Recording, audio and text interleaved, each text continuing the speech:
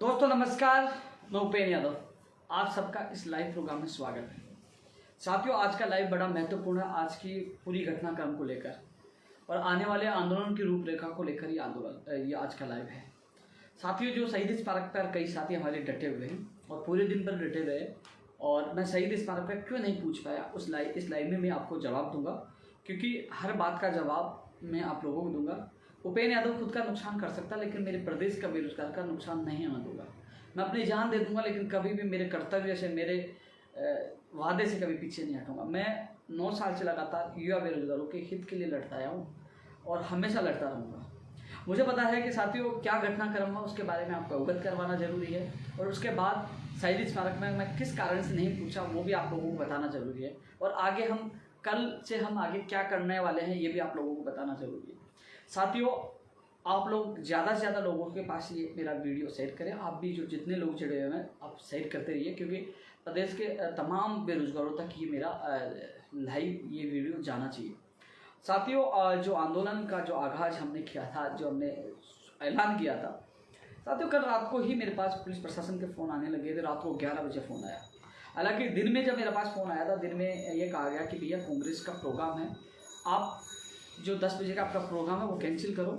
आपको 10 बजे का प्रोग्राम कैंसिल करना पड़ेगा, आपको बाद का समय दिया जाएगा। मैंने कहा मैं समय चेंज नहीं करता। करीब वो 3-4 बज गए होंगे जब मैं ऑफिस में बैठा था, तब पुलिस प्रशासन का फ़ोन आया।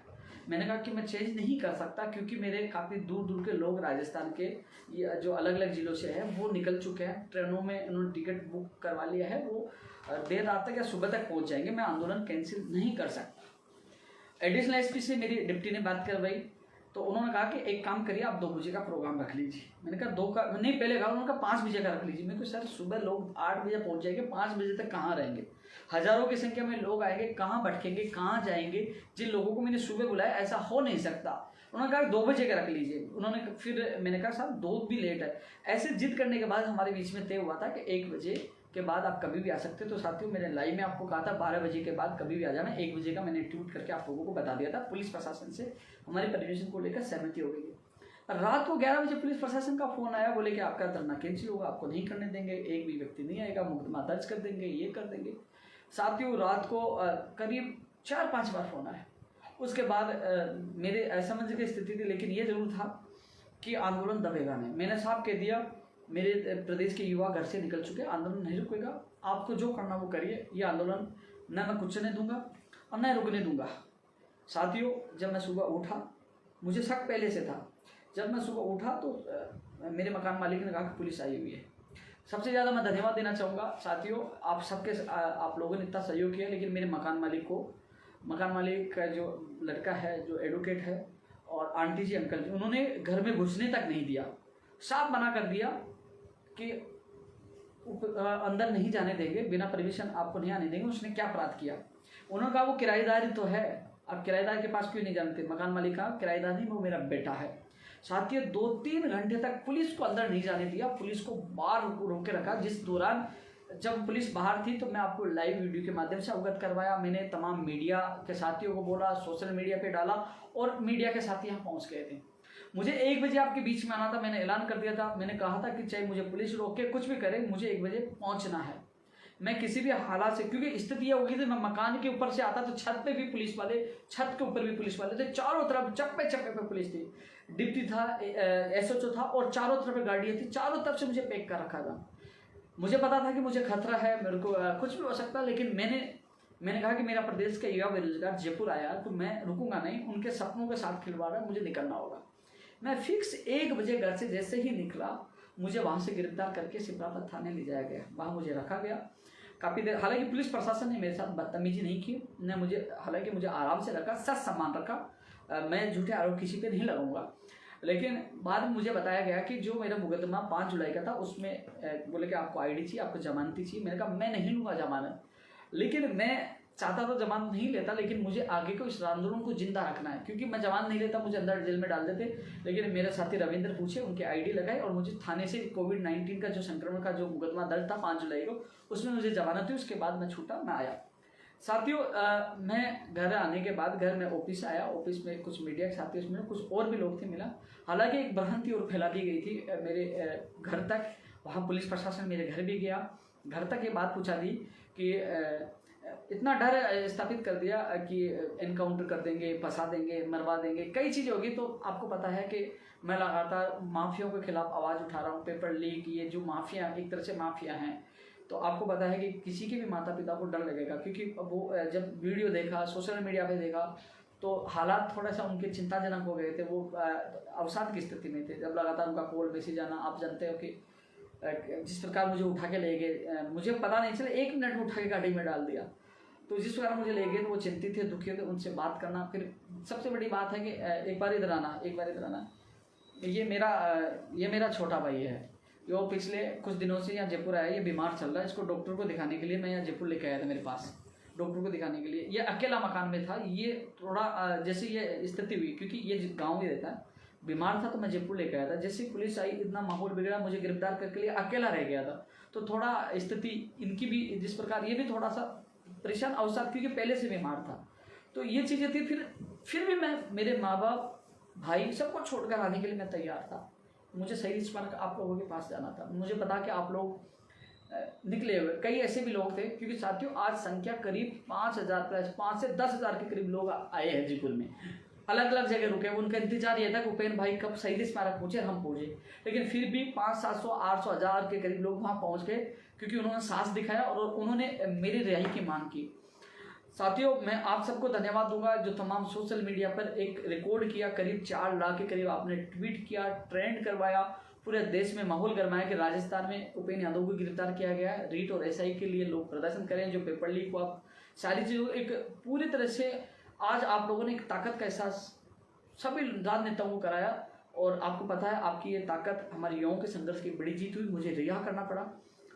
जो शहीद स्मारक की जो घटना है साथियों, जब बीजेपी सरकार थी, तब जब मैं आंदोलन करता था, जब आंदोलन में करता था, तो मेरे आंदोलन में कोई भी कांग्रेस का नेता शामिल नहीं होता था। क्यों नहीं होता था साथियों? इन राजनीतिक पार्टियों की, सरकारों की पॉलिसी होती है, यदि कोई राजनेता आपके साथ आएगा तो तुरंत आरोप लगाते, आंदोलन को खत्म करने में टाइम नहीं लगाएंगे, ये तो उस पार्टी के इशारे पे काम कर रहा है। जब मुझे पता चला कि एबीवीपी के छात्र नेता वहाँ मौजूद थे, वो उस आंदोलन का नेतृत्व कर रहे थे, ऐसी स्थिति में मैं जाता तो मेरे ऊपर आरोप लगते कि एबीवीपी या बीजेपी के कहने पे मैं कर रहा हूँ, क्योंकि मैं इस आंदोलन को जिंदा रखना चाहता हूँ। पहले दिन से बिना गैर राजनीतिक पार्टी, बिना गैर राजनीतिक मंच, यानी कि शुद्ध बेरोजगारों के साथ मैं आंदोलन करता आ रहा हूँ।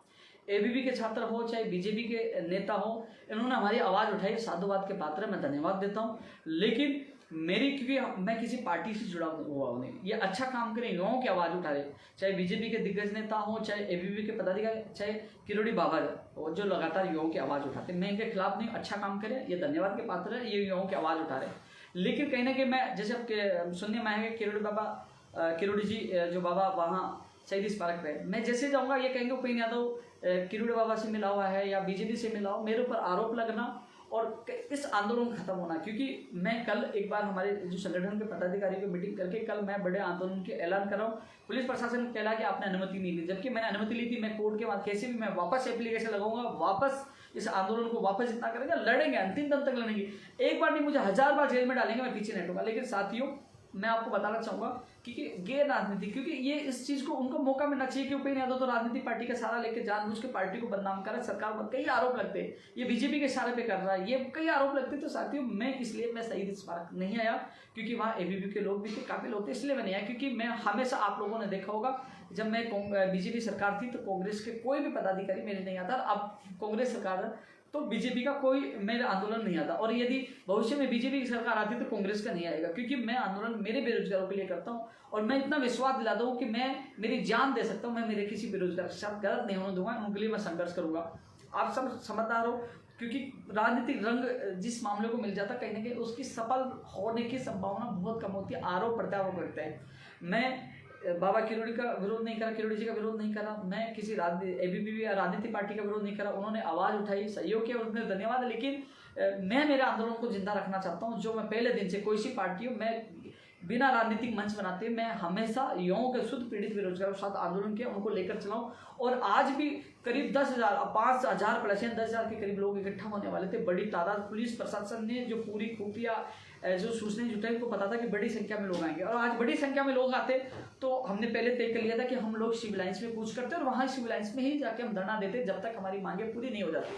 उनको पूरा पता था कि इस बार बड़ा कुछ होने वाला, क्योंकि 10 तारीख को, 20 तारीख को हम चले गए, 22 तारीख को हम चले गए और हमने 8 तारीख की लड़ाई का ऐलान किया था। आपने मेरा लाइव में भी देखा होगा। तो पुलिस प्रशासन को पूरा एहसास था कि इस बार बड़ा पंगा होगा। उससे पहले ही चारों तरफ से नजरबंदी कर दी गई। मैं घबराया नहीं, फिर भी मैं आप लोगों के लिए निकला। मुझे लिखित में भी लिया गया है कि भविष्य में आप बिना परमिशन कोरोना गाइडलाइन में आप कोई भी आंदोलन नहीं करोगे, लिखित में मुझसे लिया गया है।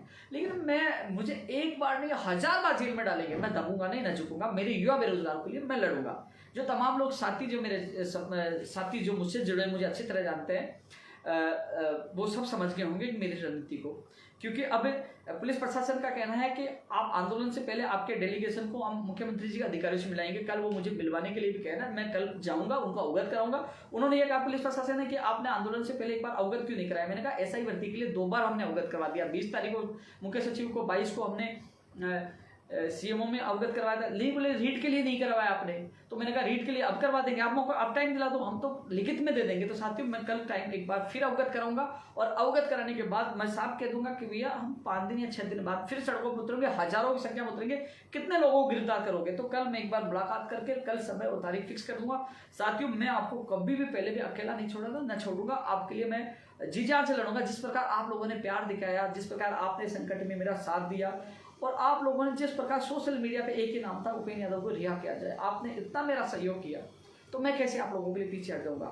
मरते दम तक आपके लिए संघर्ष करूंगा। साथियों आज युवा ताकत का एहसास पूरे राजनेताओं को, पूरी सरकार को हो गया कि हाँ राजस्थान में युवा कितने साथ। क्योंकि साथियों आप लोगों के लिए इसलिए तो मरता हूँ कि मुझे पता है कि मेरे युवा मेरे साथ दिल से जुड़े हुए, दिल से जुड़े। आज एहसास आप लोगों ने करवा दिया कि हर जगह एक ही आवाज़ थी। आपने इतना मेरा साथ दिया। वहाँ शहीद स्मारक में जो लोग पूछे वो नारे लगा रहे थे कि उपेंद्र यादव को रिहा किया जाए। मैं आप सबका हाथ जोड़कर दिल की गहराई से आपका मैं अभिनंदन करता हूँ, धन्यवाद देता हूँ। लेकिन साथियों इतना विश्वास दिला दूँ कि ये लड़ाई खत्म नहीं हुई, कि आज जो पूरे नेशनल में ये अपना मुद्दा छाया हुआ है, क्योंकि एक मामला हाईलाइट हुआ है और इस आंदोलन को हम रुकने नहीं देंगे। कल मुलाकात के बाद मैं तारीख की घोषणा करूंगा और हम सब मिलकर लड़ाई लड़ेंगे। क्योंकि साथियों जिस प्रकार जो अपराधी है, जिस प्रकार पेपर लीक का मास्टरमाइंड बत्तीलाल की फोटो वायरल हो रही है, वो किस किस से मिला, इसमें कौन कौन लिप्त है, कहाँ कहाँ पेपर पूछा है, कि नेट बंदी से पहले पेपर आया है तो कहाँ कहाँ गया। नेट बंदी का मतलब सुबह 5 बजे नेट बंद हो, उससे पहले यानी कि रात को पेपर आया, तो किस किस को दिया, कहाँ कहाँ तक पूछा, इसकी कड़ी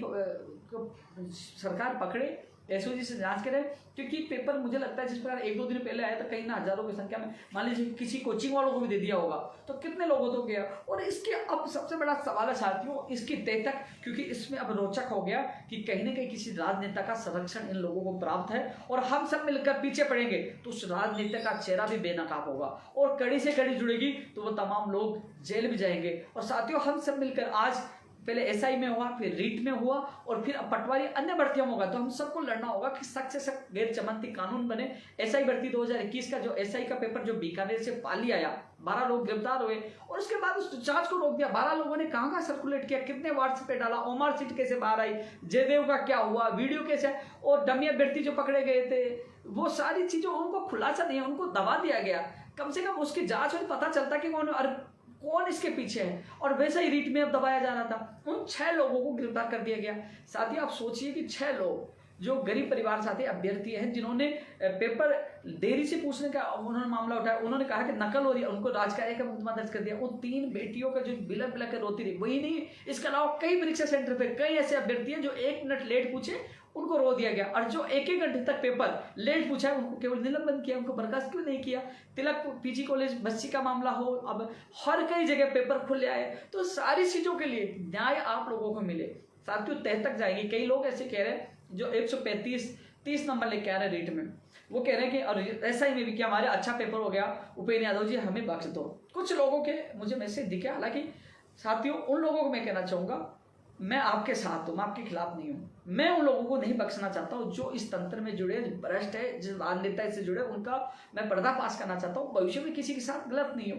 और रही बात जब जांच होगी, जब एसओजी जांच करेगी, हम सबका दबाव होगा, आप भीड़ तंत्र का दबाव होगा, निष्पक्ष जांच होगी। जैसे डिग्री में जांच हुई थी और वो पेपर रद्द करना पड़ा था, उनके पास सबूत आए थे, तो पूरी जांच होगी तो आपके सामने भी आ जाएगी। आपको पता लग जाएगा कि इन्हें कितने हजारों को सर्कुलेट कर दिया, हजारों को सर्कुलेट करेंगे, तो साथियों फिर आपका भी नंबर नहीं आएगा। इसलिए आप भी इस लड़ाई में साथ हो कि निष्पक्ष एसओजी से जांच हो, कम से कम वो अपराधी पकड़े जाए। कौन कौन साथ है, तो दूध का दूध और पानी का पानी हो जाए। क्योंकि इन युवाओं को न्याय मिलना बहुत जरूरी है। जो कई सालों से तैयारी कर रहे थे रीट के लिए, कई सालों से तैयारी कर रहे थे साथियों। कई लोग मैसेज कर रहे हैं भर्ती रद्द होनी चाहिए। साथियों, जब ये पूरे तंत्र के सारे लोग पकड़े जाएंगे, सारे लोगों तक पता, इन लोगों के पास पेपर गया, पूरी चीजें खुलासा हो जाएगा, तो आपको पता सब बंडाफोड़ होगा, राजनेता का नाम आएगा, सब तक दोनों भर्तियां रद्द हो जाएंगी। जब ये चीज पकड़ी जाएंगी और सारी चीजें खुल के आ जाएगी, ये पेपर कहाँ कहाँ तक पहुंचा है, सारी चीजें कनेक्शन जुड़ जाएगा, तो कहने की जरूरत नहीं, इनको सरकार को पेपर रद्द करना पड़ेगा, क्योंकि सारा खुलासा हो। लेकिन खुलासा करवाने के लिए, इनको पकड़वाने के लिए हमें भीड़ तंत्र, इनकी हमें आवाज बुलंद करनी पड़ेगी। साथियों, आज पूरे प्रदेश की मीडिया ने इतना सपोर्ट किया, मैं पूरी मीडिया का हाथ जोड़कर धन्यवाद देता हूं कि आप लोगों ने पूरा सपोर्ट किया। लेकिन एक चीज और बता दूं, कई लोगों की गलतफहमी, उपेंद्र यादव को जेल में डाल दिया तो उपेंद्र यादव घबरा गया, डरता किसी के बाप से नहीं, सीना ठोक के कहता हूं लड़ूंगा, हार नहीं मानूंगा। मेरा छोटा भाई बीमार था, या मौजूद था, घर वाले परेशान थे, फिर भी इतना हौसला है कि मेरी वजह से मेरे परिवार के माँ बाप, मेरे माँ बाप रो सकते हैं, लेकिन मैं लाखों बेरोजगारों के माँ बापों को रोने नहीं दूंगा, उनके विश्वास पे खड़ा उतरूंगा।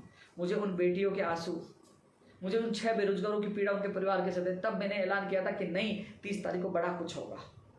और फिर भी मैं दुखा नहीं, मैं घर से निकला मदमस्त होकर, सीना तान के निकला, हाँ गिरफ्तार करना तो करिए, गिरफ्तार किया, लेकिन आप युवाओं की ताकत के आगे मुझे रिहा करना पड़ा। ये सबसे बड़ी आपकी जीत है। और धीरे धीरे हमारे संगठन को, आप लोगों के, हम सब मिलकर एक बड़ी ताकत हमारी बन रही है। तो साथियों, कल एक बार अधिकारी जो मुझे आज विश्वास दिलाने के साथ एक बार मैं अवगत कराऊंगा कि भैया हम चाहते हैं हमें न्याय मिले, और कल साथ में ही अल्टीमेटम के साथ जो कानूनी प्रक्रिया, जो उनको कहते हैं लिखित में 1 नहीं 10 पन्ने दे दूंगा, और कल ही तारीख फिक्स करके हम इस लड़ाई को, आर पार की लड़ाई लड़ेंगे। क्योंकि जांच होगी तो कई बीच में बड़े बड़े लोगों का, जो संरक्षण दे रहे नेताओं का, उनका पर्दाफाश भी होगा, और इस लड़ाई को हम सब मिलकर लड़ेंगे।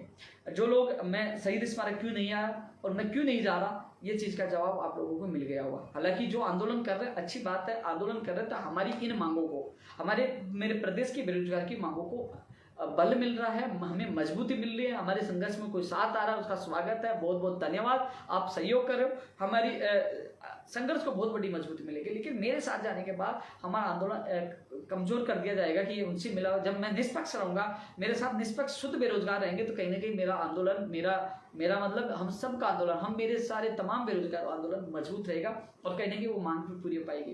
क्योंकि कई बार आपने देखा होगा, पहले भी कई आंदोलन हुए, तो ये कहते थे उन आंदोलनों को कुचल दिया गया कि ये तो किसी राजनीतिक पार्टी से प्रेरित है। तो साथियों, मुझे, मेरा दिमाग, मेरा सारी रणनीति ये रहती है कि मुझे ये केंद्र सरकार है, मेरे युवा बेरोजगार का काम कैसे करवाना, उनका काम करवाने के लिए मुझे कोई सी भी रणनीति, मुझे मेरी जान देनी पड़े तो मैं पीछे नहीं हटूंगा। मेरे लिए मेरा युवा सबसे पहले, युवाओं के अधिकारों के लिए मैं पीछे कभी पहले भी नहीं हटाता, न अब हटूंगा। मैं खुद का नुकसान कर सकता हूँ, लेकिन मेरे किसी युवा बेरोजगार का नुकसान नहीं होने दूंगा। साथियों, सुबह से मैं खुद भी पहले थाने में था, कि मैं खुद भी अभी तक इतना पूरा शरीर, मैं बिल्कुल थक चुका हूँ, लेकिन मेरे आपके बीच में आना बहुत जरूरी था, क्योंकि मैं एक किसान का बेटा हूँ, आम परिवार का घर से निकला हुआ हूँ, और आप लोगों का, क्योंकि आप लोगों का बहुत विश्वास है, आप लोग इंतजार कर रहे थे, और सबसे बड़ी बात, आप लोग इतने चिंतित थे कि हमारा उपेंद्र भाई कहाँ गया। आप लोगों ने इतना प्यार, इतना सम्मान, इतना सब साथ दिया ना, तो इससे मुझे ताकत मिली है। मैं जब, आपने मेरी बाइट देखना, वहीं बाहर किसी मीडिया वालों ने मेरी बाइट ली थी, मैंने डाला, थाने के बाहर निकलते ही मैंने सबसे पहले अल्टीमेटम दिया था कि लड़ाई रुकी नहीं है। गया तब अल्टीमेटम देके गया था कि ये लड़ाई हमारी समाप्त होगी नहीं होगी, क्योंकि जब तक कानून नहीं बन जाए, जब तक SI भर्ती 2021 रीड 2021 के अभ्यर्थियों को न्याय नहीं मिल जाए, जब तक ऐसे निष्पक्ष जांच नहीं हो जाए, हम लोग इस आंदोलन को समाप्त नहीं होने देंगे, ना कुछ नहीं देंगे, लड़ेंगे। तो सभी साथियों से मेरा निवेदन है, तमाम लोगों तक ये मेरा लाइव पूछाए, और भर्तियों के लोगों से ये कहना चाहूंगा कि जो कल पंचायत राज LDC भर्ती 2013 का धरना है, मैं 12 बजे वहां पूछूंगा। केवल पंचायत राज LDC भर्ती के जो अभ्यर्थी वो इकट्ठे हुए, उन्होंने प्रोग्राम रखा, मुझे भी आमंत्रित किया, तो कल 12 बजे मैं शहीद स्मारक उनके धरने में जाऊंगा। इसके अलावा जो और अन्य भर्तियों के लेकर भी मैं कल जाऊंगा, तो उनको वो वादा याद दिलाऊंगा। मुझे पता है कि प्रदेश के तमाम बेरोजगार, चाहे चिकित्सा विभाग हो, शिक्षा, मुझे सब पता है। मैं कुछ दिन से मैं 30 तारीख के आंदोलन की वजह से बिजी था, आपकी भर्तियों को लेकर मैं आपका लाइव में जवाब भी नहीं दे पा रहा हूँ, लेकिन जैसे मैं अगली बार आऊँगा आपके हर बात का जवाब दूंगा, आपके लिए क्या आपकी स्थिति है, क्या कौन सी भर्ती है, उसका भी जवाब दूंगा। लेकिन सबसे बड़ी बात है, आज सब लोगों ने सोशल मीडिया पर अपनी भर्ती को भूलकर एक ही आवाज थी, उपेंद्र भाई को रिहा किया जाए। और इतना सोशल मीडिया पूरे देश में ट्रेंड होता था, पूरे देश में 1 नंबर पर ट्रेंड होता रहा, तो ये आपकी ताकत है और ये मेरा 9 साल की संघर्ष की असली जीत है। मुझे लगा कि हाँ, मेरे युवा मेरे साथ है। साथियों, आप लोग यूं ही मेरे साथ बने रहे तो मैं आप लोगों के लिए जान दे दूंगा, पीछे नहीं हटूंगा, आपके लिए अंतिम सांस तक संघर्ष करूंगा। तो साथियों, आप सबको बहुत बहुत धन्यवाद, आपका बहुत बहुत आभार, मेरे मकान मालिक का विशेषकर आभार और प्रदेश की समस्त मीडिया का बहुत बहुत धन्यवाद, क्योंकि आप आवाज़ बेरोजगारों की बुलंद कर रहे हो और आपकी वजह से आज मैं जिंदा हूँ। सबसे बड़ा रोल मीडिया का है, तो हर चीज़ को उठाकर मुझे बचाने का काम किया है। साथियों, हालांकि इस दलदल में मैं उतरा हूँ, मेरी जान को भी खतरा है, किसी माफिया मेरे पीछे पड़ेंगे और हर रणनीति से कई लोग, बड़े बड़े नेता लोग मुझे फंसाने की कोशिश करेंगे, लेकिन मैं कभी भी, चाहे मुझे फंसाए, जेल में डाले, मैं पीछे नहीं हटूंगा। आप लोगों के लिए लड़ता रहूंगा, अंतिम सांस तक लड़ता रहूंगा। फिर अगले लाइव में आपसे मुलाकात करूंगा। तब तक के लिए बाय।